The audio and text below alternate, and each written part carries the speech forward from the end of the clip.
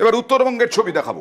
রেমালের যে প্রভাব, সেই রেমালের প্রভাবে উত্তরবঙ্গে মঙ্গলবার রাত থেকে প্রবল বৃষ্টি, আর তাতেই তিস্তা ফুঁসছে, আশঙ্কা সাধারণ মানুষের। উত্তরবঙ্গে আকাশের মুখ ভার, রাতভর দফায় দফায় বৃষ্টি। রেমালের জেরে উত্তরবঙ্গে দুর্যোগ, কাকভরে জলপাইগুড়িতেও বৃষ্টি হয়, সঙ্গে ঝোড়ো হাওয়া, উপড়ে যায় গাছ। ডুয়ার্সেও রাতভর বৃষ্টি। মঙ্গলবার রাতভর বৃষ্টি হয়েছে সিকিমে। এরপর বুধবার তিস্তা ব্যারেজ থেকে 2000 কিউসেক জল ছাড়া হয়। এর জেরে ফুঁসছে তিস্তা। মাল মহকুমার টোটগাঁওয়ে ঢোকে তিস্তার জল। সিকিমে প্রচুর বৃষ্টি হচ্ছে, সেজন্য হরপাবান আসার সম্ভাবনা আছে। তো আমাদের এখানে যে প্রোটেকশন বাঁধটা যে আছে, তো সেখানে পাইপলাইনের কাজ হয়েছে। তো সেই বাঁধটা নিয়ে এখন আমরা খুবই চিন্তায় আছি, কেন যদি বাই চান্স কোনো দুর্ঘটনা ঘটে যায়। মঙ্গলবার রাত কোচবিহারে দফায় দফায় বৃষ্টি হয়, সঙ্গে ঝড়। দিনহাটা এবং তুফানগঞ্জে উপড়ে যায় গাছ। শুধু তুফানগঞ্জে 30টির বেশি বাড়ি ক্ষতিগ্রস্ত হয়েছে। আলিপুরদুয়ারেও দুর্যোগ। মঙ্গলবার রাত থেকে দফায় দফায় বৃষ্টি হয়েছে। এর জেরে মাদারিহাট থেকে টোটোপাড়া যাওয়ার রাস্তায় ধস নামে। টোটোপাড়া, হান্টাপাড়া সহ বিস্তীর্ণ এলাকার সঙ্গে মাদারিহাটের যোগাযোগ বিচ্ছিন্ন হয়ে যায়।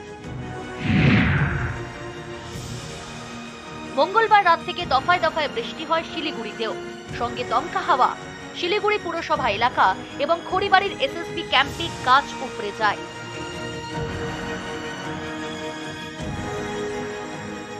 একটা গাছ একবারে মাটি থেকে উপড়ে পড়ার মতো অবস্থা ছিল, একটা গাছ পড়ে গেছিল। একটা বাড়ির চালে একটা গাছ পড়েছে, প্রধান নগরে একটা গাছ পড়েছে। এই মোটামুটি 12-14টা স্পট আমাদের কাছে আছে। তার বাইরেও আরো 8-10টা জায়গা সরাচ্ছে, কিন্তু মেন রাস্তাগুলোকে ক্লিয়ার করা হচ্ছে, ইলেকট্রিক লাইট অফ করা আছে।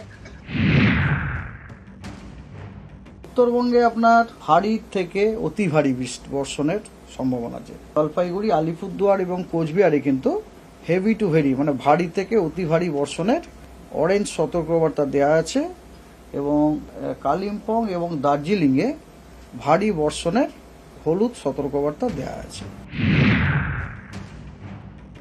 উত্তরে দুর্যোগ, দক্ষিণে ভ্যাপসা গরম। দক্ষিণবঙ্গ থেকে রেমালের প্রভাব কাটতেই চড়া রোদ, বেড়েছে অস্বস্তিকর গরম, ঘেমে নেমে একসা। তাই আবারও বৃষ্টির জন্য অপেক্ষা। হাওয়া অফিস জানিয়েছে,